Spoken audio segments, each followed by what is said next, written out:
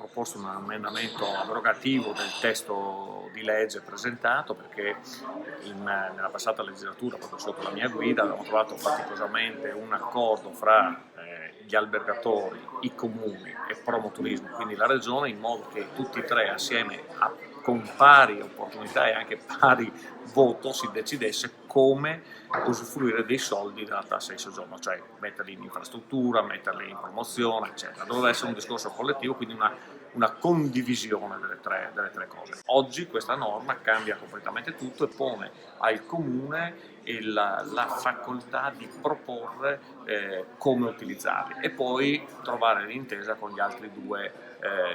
soggetti. Si rischia semplicemente che ogni singolo comune fa quello che vuole e propone